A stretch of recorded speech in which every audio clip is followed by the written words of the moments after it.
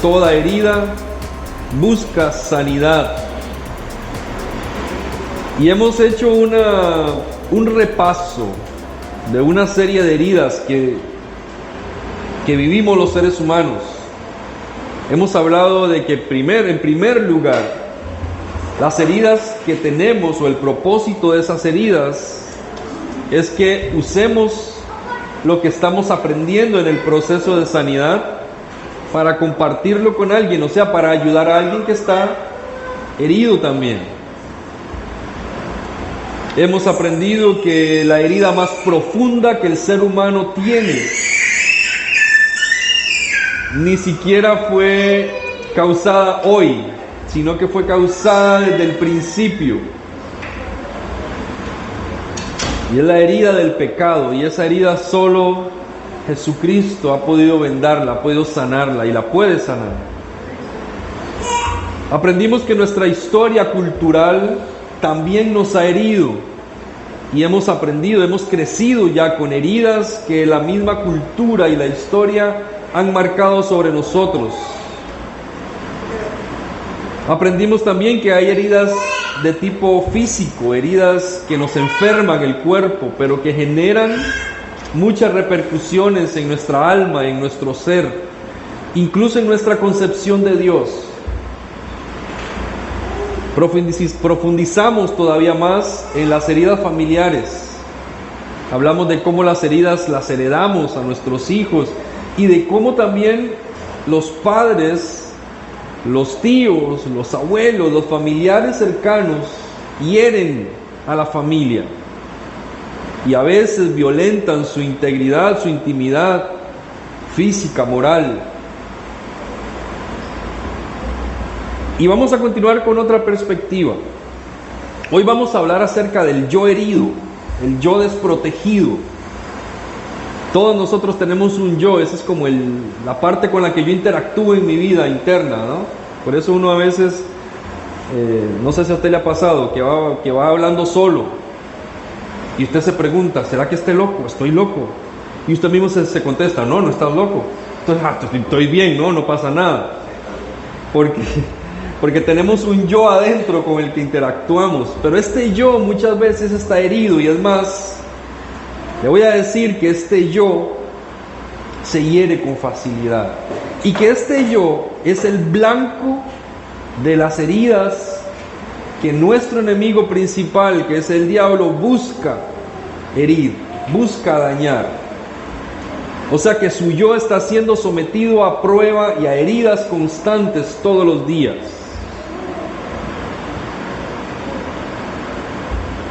No solamente nosotros vivimos esta historia, la vivió nuestro Señor Jesucristo cuando estaba en la tierra.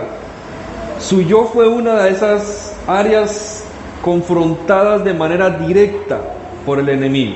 Vamos a ver dos textos bíblicos. Mateo 4:2. Si usted tiene Biblia, ábrala o enciéndala, póngase en modo avión o desactualice, desinstale, quite todas las notificaciones para que no se distraiga y solo quédese con la Biblia. Pero si no lo logra hacer, mejor abra la Biblia y deje su celular guardado. Mateo 4:2 dice: después de ayunar 40 días y 40 noches, tuvo hambre. ¿Está hablando de quién? Jesús. ¿Recuerda la historia? Cuando fue tentado, fue llevado por el diablo al desierto para ser tentado. Y entonces después de 40 días y 40 noches tuvo hambre, y el tentador se le acercó y le propuso: si eres el Hijo de Dios, ordena a estas piedras que se conviertan en pan. Y continuó tentándolo, ¿no? De diversas maneras. Este es el primer versículo. ¿Cuándo sucede este versículo? ¿Cuándo sucede este momento de la historia? En el inicio del ministerio de Jesús. Antes de este momento, Jesús apenas había aparecido frente a Juan para ser bautizado. No había hecho ningún milagro, no se había dado a conocer a las multitudes, no tenía discípulos. Está iniciando su ministerio, apenas ni siquiera ha hecho su primera exposición pública de la palabra como tal, y hay directamente un ataque a su identidad, a su yo. si eres el Hijo de Dios, entonces haz esto. ¿Cómo que si eres el Hijo de Dios? Por supuesto que era el Hijo de Dios. Porque el enemigo le cuestiona si es el Hijo de Dios. Hay un ataque frontal a su identidad. El segundo texto bíblico, Mateo 27:11. Mateo 27:11. Mientras tanto, dice, Jesús compareció ante el gobernador. ¿Quién era ese gobernador? ¿Ah? ¿Qué dice ahí en su texto más hacia atrás, hacia arriba? Pilato. Mientras tanto, Jesús compareció ante el gobernador y éste le preguntó: ¿eres tú el rey de los judíos? ¿Eres tú? Otra vez le está preguntando por su identidad. ¿Y cuándo sucede este evento, este texto bíblico? ¿Cuándo se da?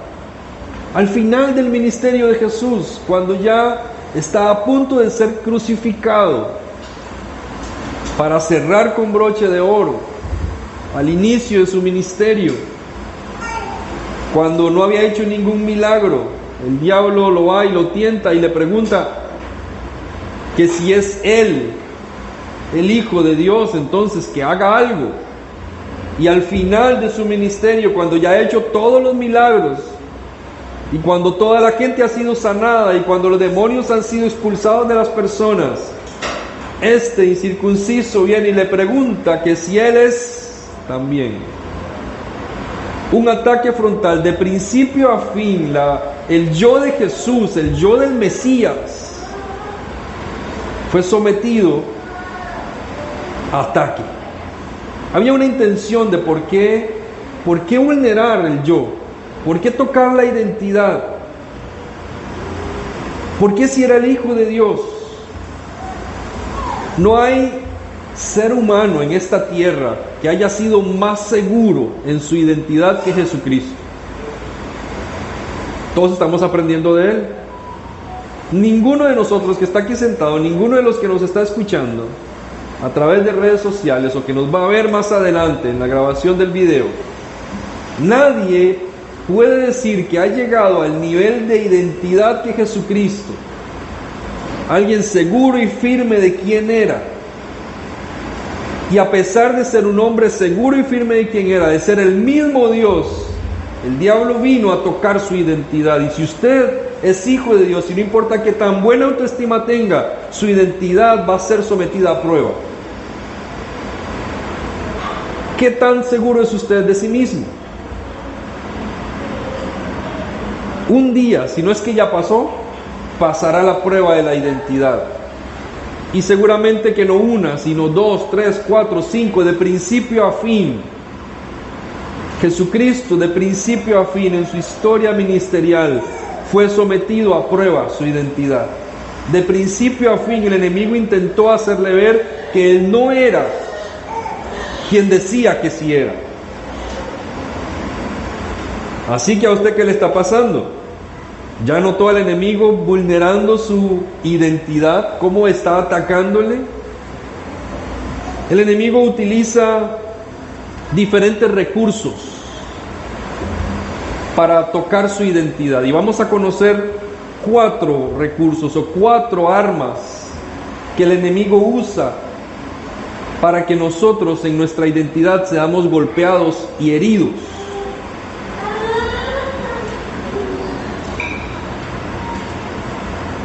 La primera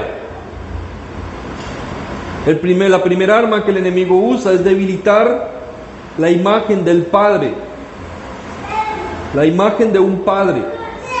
La segunda es fragmentar la identidad del individuo. La tercera es devaluar la esencia de la persona. La cuarta es sincretizar el propósito del ser humano. Voy a ir una por una, no se preocupe. Si usted está anotando, vamos una por una. La primera, debilitar la imagen del Padre. Note las palabras del enemigo a Jesús en esa tentación. ¿Qué es lo primero que le dice? Si eres hijo.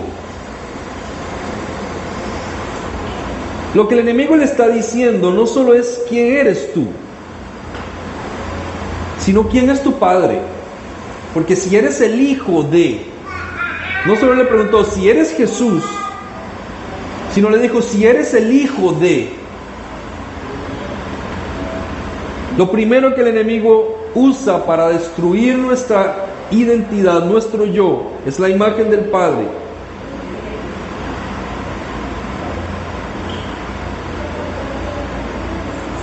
Si Jesús es el Hijo de Dios, para ser el Hijo de Dios, Dios tiene que ser Dios y además tiene que ser su Padre. El enemigo está cuestionando algo más que solo la identidad de Jesús, está cuestionando al Padre, está cuestionando al Dios Todopoderoso. Qué interesante lo que el diablo está haciendo, porque le dices, si tú eres el Hijo de Dios, entonces convierte las piedras en pan. O sea, el poder que necesitas para convertir esas piedras, se supone que te lo da Dios, porque Él es el Dios Todopoderoso. Y si Él es el Dios Todopoderoso, tú tienes todo el poder. Entonces demuéstrame que tienes el poder, porque si tienes el poder, te voy a creer que eres el Hijo del Dios del poder. Un padre representa la autoridad, la firmeza, la seguridad, la valentía en un ser humano. En nuestra identidad, cuando estamos creciendo y nos estamos desarrollando, la figura paterna genera eso en nosotros. Cuando el enemigo quiere destruir tu seguridad, tu firmeza, tu valentía, tu perseverancia, ¿qué va a hacer? Va a tocar la imagen del Padre. Porque si toca la imagen de un padre, quebranta la identidad de un hijo.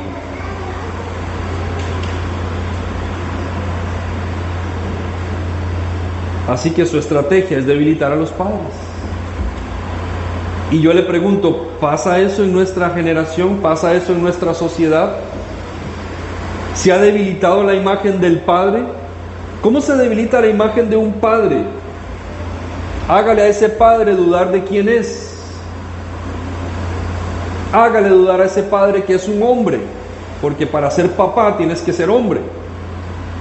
Porque si eres mujer, eres mamá, no eres papá.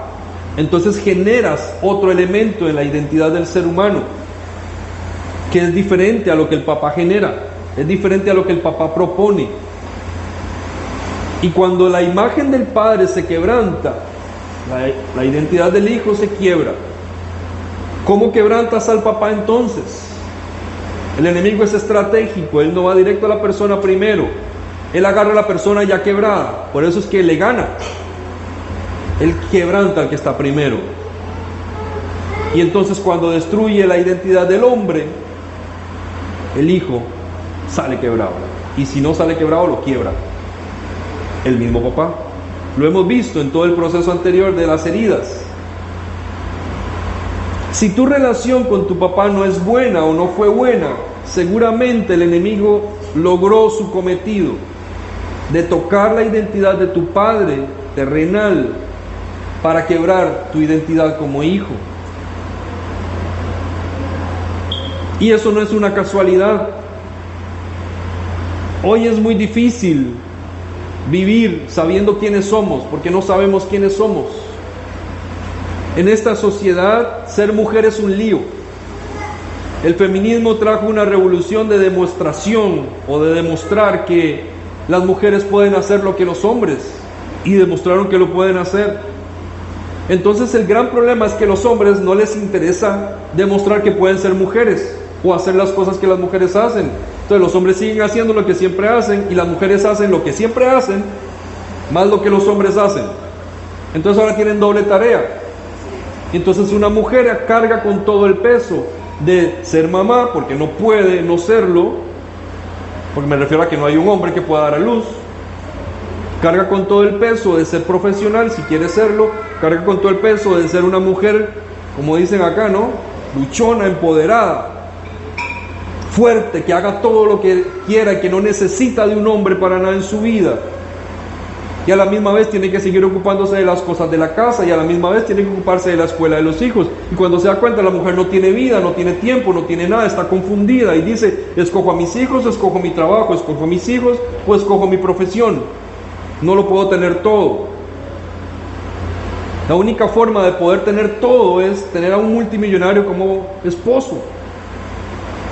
El único problema es que no me realizo como esposa, entonces tampoco lo puedo tener todo. Y si ser mujer es complicado, ser hombre es igual de complicado, porque esto no se trata de competir, que es justamente de lo que esto se trata. Ser hombre es complejo porque no se sabe qué es ser hombre hoy en día, porque si es demasiado fuerte, es machista, es brusco, entonces tiene que ser débil, como si la hombría no pudiera ser débil. Pero entonces, ¿podemos ser débiles o no podemos ser débiles? ¿Podemos llorar o no podemos llorar? ¿Cómo somos hombres finalmente? Nos ocupamos de las cosas de la casa y eso nos convierte en mujeres o en amos de casa. No existe tal cosa. Y comenzamos a cuestionar quiénes somos, cómo tratamos a nuestros hijos. ¿Debo ser siempre dulce, amable como la mamá? ¿O puedo ser un poco más firme y más determinante como un papá? ¿Cómo es el amor que un padre le da a su hijo? ¿Debe ser igual al de la mujer? Y empezamos a confundirnos en que qué significa ser hombres, qué significa ser papás, hasta dónde llega mi autoridad. Porque si yo digo que se tienen que hacer ciertas cosas y a la mujer no le gusta, entonces estoy atropellando la voluntad de alguien más. Pero si ella decide qué hacer, yo simplemente digo que sí. No sabemos cuál es nuestra posición. No sabemos si tenemos que proveer o no. No sabemos si tenemos que ganar más que la esposa o menos, porque ahora tenemos un caos de vida. Y como no sabemos qué hacer, nos refugiamos en el trabajo, nos aislamos de la casa y terminamos diciendo: yo genero plata, no soy papá, soy proveedor. Y empezamos a quebrar nuestra identidad como hombres, y empezamos a quebrar a nuestros hijos como hombres, porque no sabemos educarlos en ser hombres. Y porque si yo le enseño a mi hijo que hay un hombre y una mujer, estoy mal en esta sociedad. Y él dice: bueno, entonces ¿yo qué soy?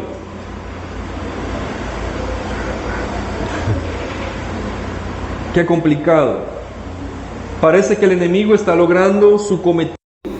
Parece que él está consiguiendo destruir la identidad del hombre para que no sepa ser papá, para que quiebre la voluntad y la firmeza de las generaciones. Y nosotros lo permitimos. Si una mujer y un hombre se divorcian y tienen hijos, lo peor que puede hacer ese ex matrimonio es crear rivalidad y resentimiento hacia la figura paterna, que es generalmente el que no se queda con los hijos. Así que el enemigo intenta destruir, quebrar la idea de la hombría en este mundo. Esa es la primera arma. Vamos con la segunda. El diablo le dice a Jesús cuando está en el desierto: si eres el Hijo de Dios, convierte las piedras en pan. El enemigo le está pidiendo a Jesús una demostración de poder, una demostración de identidad. Demuéstrame que eres, porque no creo que eres. No es suficiente con tu palabra, necesito ver evidencia. El enemigo va a intentar devaluar tu esencia. Esa es la segunda arma, devaluar tu esencia, y lo hace quebrando quién eres. Por eso nosotros andamos intentando demostrar quiénes somos por esta vida. Yo tengo que demostrar que soy un buen papá, tengo que demostrar que soy un buen pastor, tengo que demostrar que soy un buen hijo, tengo que demostrar que soy un buen... Y sigo tratando de demostrar mil cosas porque nunca complazco a nadie.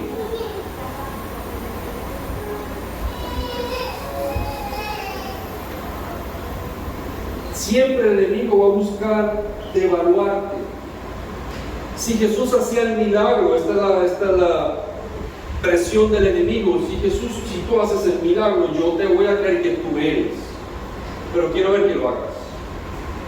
Y nosotros enfrentamos este tipo de presión desde que estamos en la escuela. La presión del grupo, ¿no? Que nos va empujando a hacer cosas que no queremos, porque para ser parte del grupo, para ser aceptados, para ser importantes, tenemos que hacer las cosas que otros hacen, aunque no vayan de acuerdo a quienes somos o a nuestros principios. Y eso quebranta nuestra identidad, nuestra esencia como seres humanos. Usted no tiene que demostrar que es un ser humano para creerle que es un ser humano. ¿O sí? ¿Cómo me demuestra usted que es un ser humano y no un androide? No, somos seres humanos. No tenemos que demostrarle nada a nadie. Y ya por el mismo hecho de ser un ser creado por Dios, hay una gran cantidad de valor en mí, porque es Dios que me ha puesto ese valor. Pero hoy parece que no.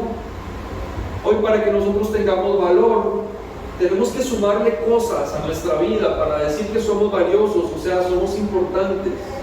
Si no, vea cómo se trata y se categoriza a las personas en diferentes lugares. Hay unos que valen más y unos que valen menos. A unos se les dan privilegios y a otros no. A unos se les trata con respeto y a otros simplemente se les trata.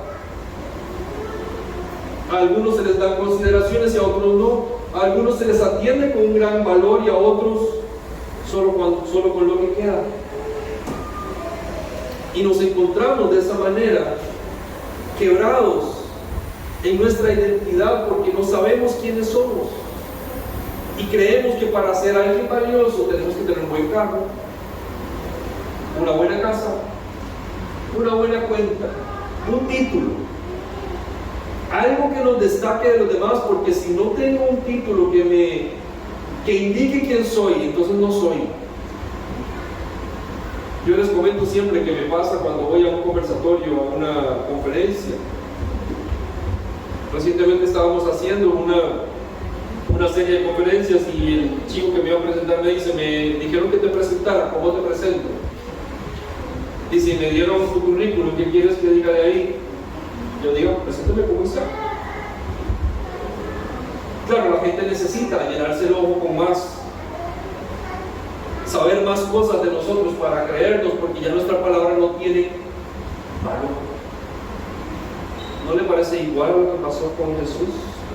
Tu palabra no tiene valor, demuéstrame. ¿Quién eres? Bueno, tú puedes decir lo que quieras de que eres, pero demuéstrame. Y eso quebranta nuestra identidad.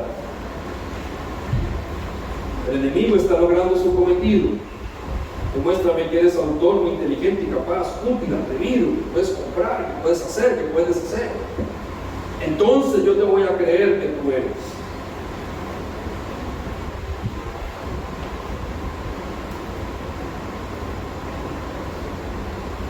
La siguiente arma que usa el enemigo.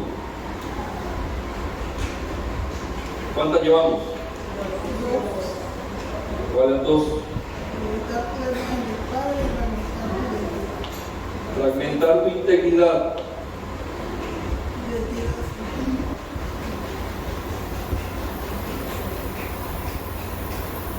Debilitar la imagen del Padre. Fragmentar tu integridad. Y devaluar tu esencia. Me saltes fragmentar tu integridad. Cuando el diablo tienta a Jesús en el desierto, una de las cosas que le dice es: vamos a la parte más alta del templo. Y entonces, ¿qué vamos a hacer? Tírate. Porque si te tiras y eres un ser humano normal, te vas a morir. Pero si tú eres el Hijo de Dios, los ángeles van a venir y te van a levantar. Y no te va a pasar nada. Pero toma tu vida en tus manos y haz con ella lo que tú quieras. Ponga a prueba a tu Dios. Ponga a prueba lo que tú dices que eres. Pero toma la vida en tus manos, como si la vida fuera suya.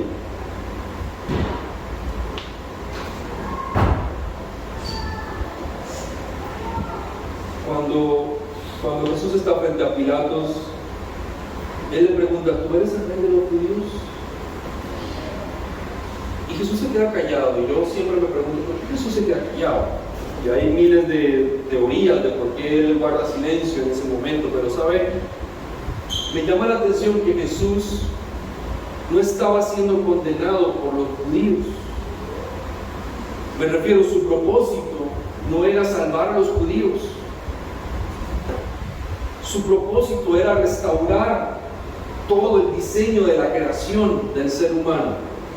Y eso no incluía solo a los judíos, incluía incluso a usted y a mí, incluye toda la creación.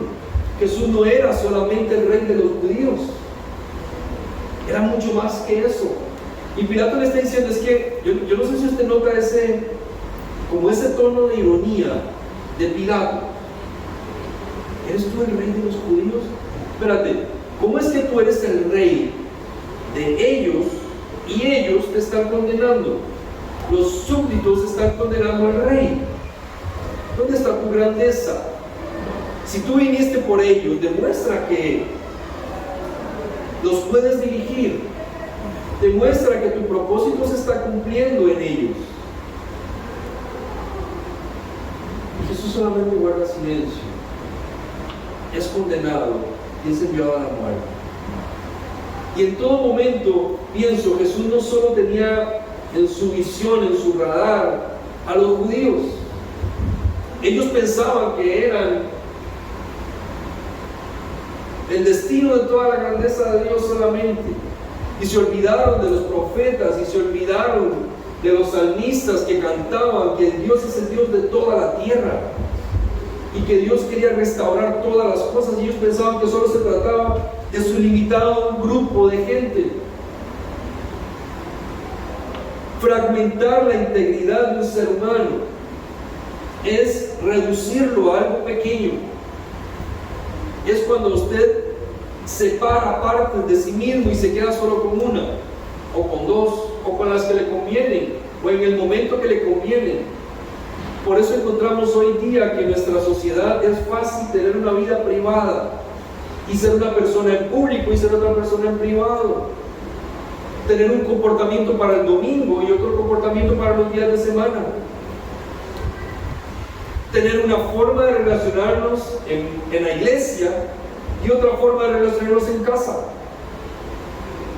Una manera de hablar frente a un grupo de personas y otra manera de hablar frente a otro grupo de personas. Porque fragmentamos nuestra propia identidad. Somos un ser integral. Dios nos hizo con una gran cantidad de cosas.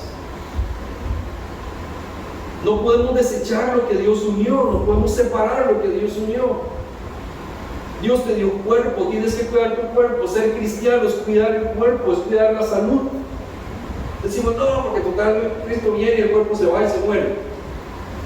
No, a Dios le interesa su cuerpo, a Dios le interesa su mente, a Dios le interesa su profesión, a Dios le interesa cómo usted gasta el dinero. A Dios le interesa que usted como ser humano crezca y se desarrolle. Cuando escribí Vida Épica, el libro que trata sobre la integridad del ser humano, la integralidad del ser humano, dije, voy a vivir el libro, porque si voy a predicarlo, tengo que vivirlo, ¿no? Y no termino de hacerlo todavía. Sigo intentando todo el tiempo mantener en orden todas las cosas de mi vida y tomar decisiones que favorezcan todo y no solamente una. Pero hoy nosotros sí lo hacemos fácilmente en nuestra sociedad. Si usted sacrifica a su familia por sacar una carrera o por tener un mejor empleo, eso es reconocido, eso es aplaudible. Pero si usted sacrifica una profesión y usted sacrifica una posición por tener una vida de familia, entonces eso está mal, porque usted es mediocre. Porque nos podemos fragmentar. Podemos tener éxito en un lado y no tener éxito en el otro. En un taller que estábamos dando la semana anterior, surgió este debate en medio de la conversación. Ser exitoso profesionalmente o haber alcanzado algo profesionalmente nos puede hacer exitosos en general, o ser exitosos en familia no nos deja ser exitosos en lo profesional. Una persona que es exitosa en lo profesional podría decir que es exitosa aunque su familia está deshecha. ¿Qué es tener éxito entonces?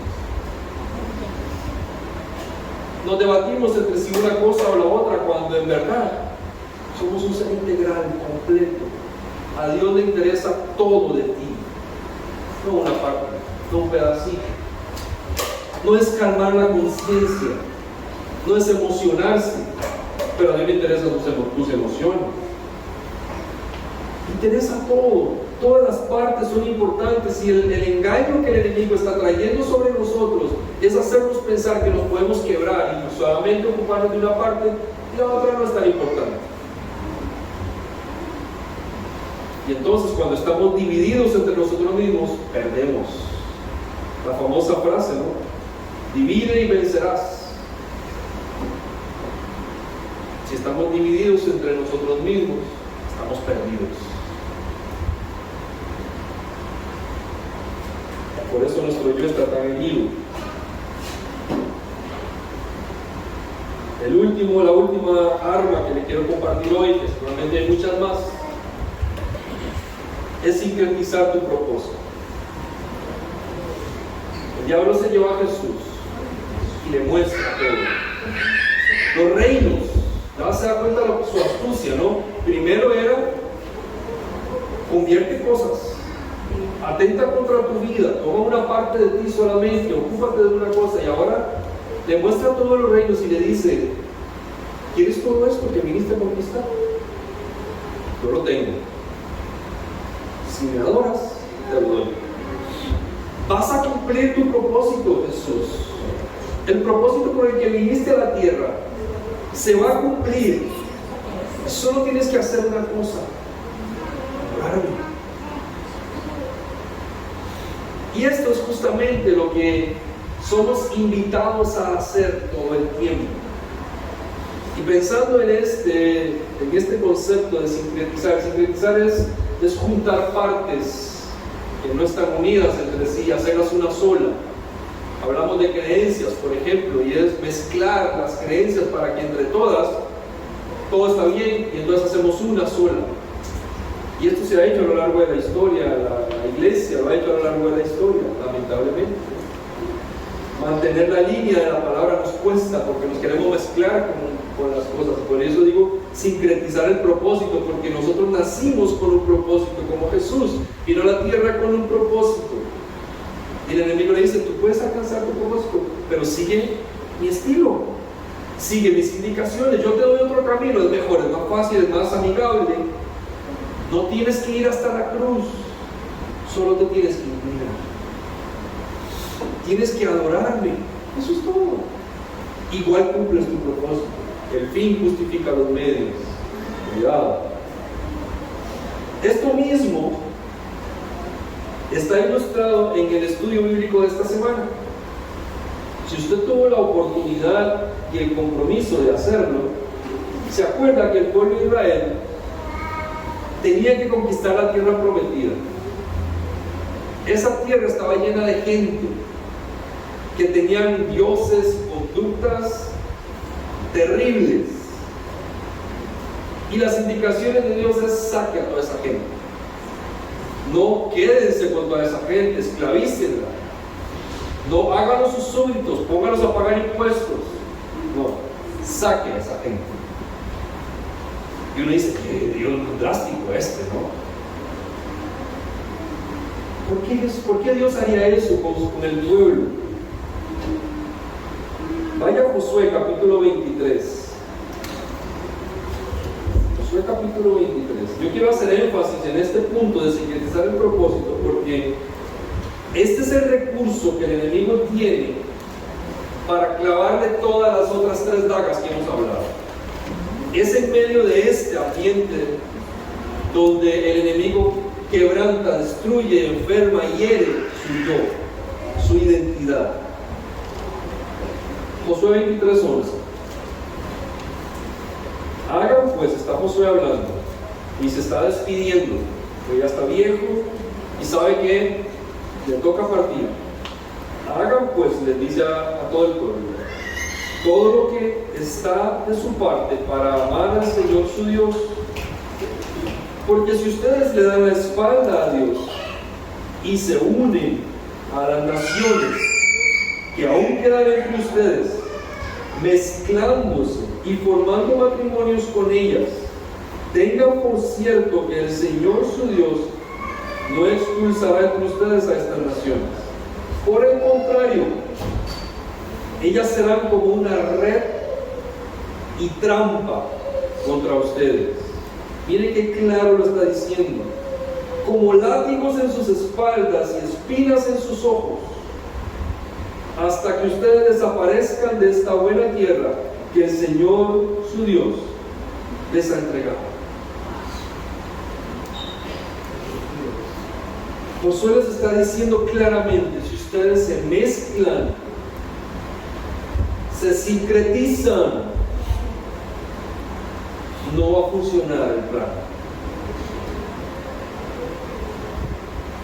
Y esto es lo que pasa en medio de nosotros, que es muy fácil tener la cosmovisión de este mundo, pero es muy complicado tener la cosmovisión bíblica para vivir en este mundo que no piensa como Dios, que no vive como Dios manda.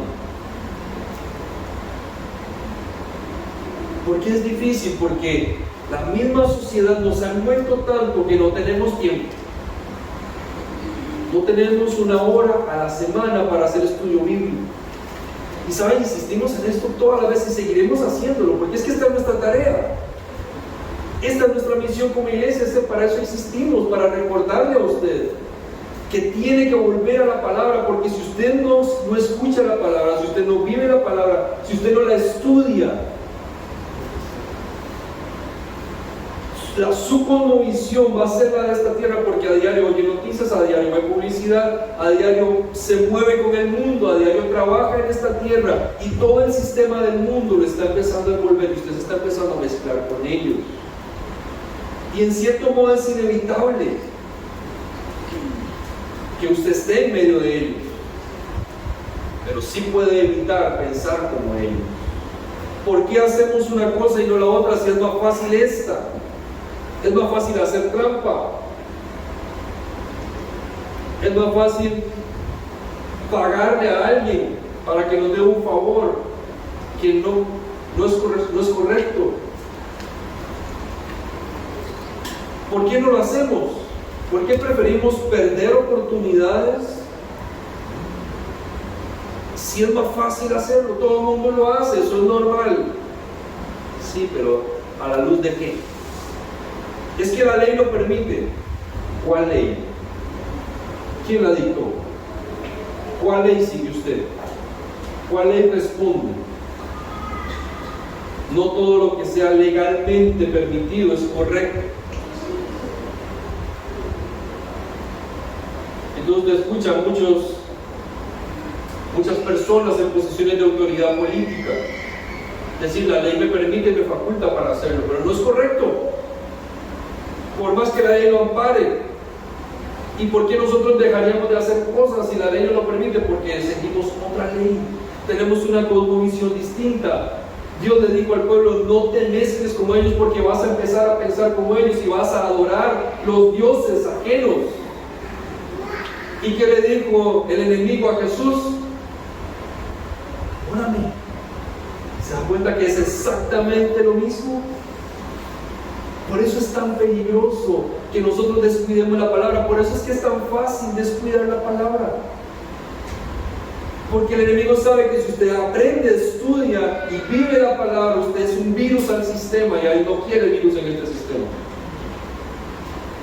Y como veíamos ayer cuando hablábamos de manipulación viral, nos estamos dejando comprar fácilmente. Y nos vamos con el gusto y nos damos cuenta que estamos siendo manipulados fácilmente. Pero mientras estamos siendo manipulados, nuestro yo se está despedazando. Y como seres humanos no tenemos identidad. No sabemos para dónde ir, no sabemos qué hacer, no sabemos tomar decisiones bíblicas porque no tenemos una cosmovisión bíblica. nos gusta más la iglesia que hay movimiento, y yo no estoy en contra porque me gusta, que aquella que nos está molestando todas las semanas para que hagamos estudio bíblico. Ayer comentaba con Raúl que había tenido varias semanas pensando, Señor, ¿qué es lo que pasa? ¿Por qué a veces somos tan pequeños como iglesia? ¿Por qué a veces hay que hacer de todo para que las cosas funcionen tan poquitas personas? ¿Será que usamos alguno de esos métodos comunes para que la gente venga y esté aquí, aunque no la forcemos a estudiar la palabra? Y pasamos esas etapas de duda, de cuestionamiento a veces. Y por un lado escuchamos al Padre diciendo, lo que estamos haciendo en la vida de quienes están ahí es transformando el corazón. No es emocionando a la gente, no es llenando templos. Sería lindísimo que tengamos un templo más grande, y sigo orando para que lo tengamos, y un terreno propio donde podamos hacer como queramos, y más recursos para invertir en medios audiovisuales, todo lo que usted se imagina. Y a los líderes en algún momento hasta les di un plano visual de lo que yo tenía en mente que me encantaría hacer, y estamos lejísimos de eso. Grupo de música con todos los instrumentos en vivo, no explotando al pobre Raúl toda la semana. Pero sabe, de algo no me arrepiento, y el día que me toque partir, y digo partir, no sé si me voy a morir pronto, pero podría no estar aquí otro día, ¿no?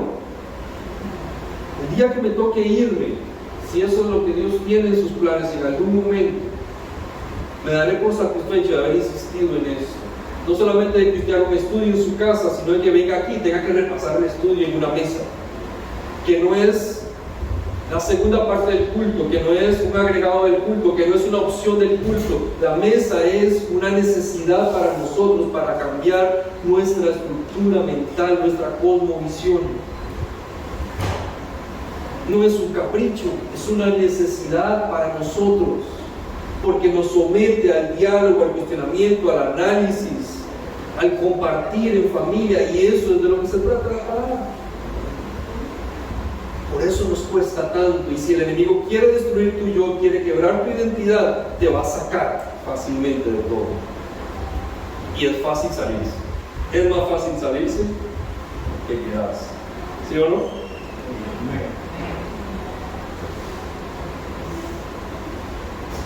Nuestro yo ha estado desprotegido,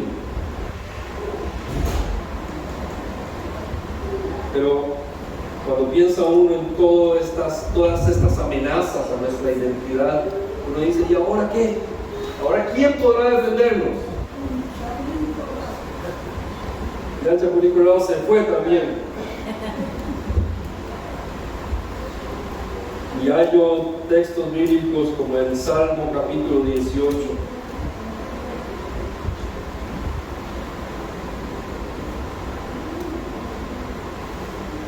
Cuánto te amo, Señor, fuerza mía.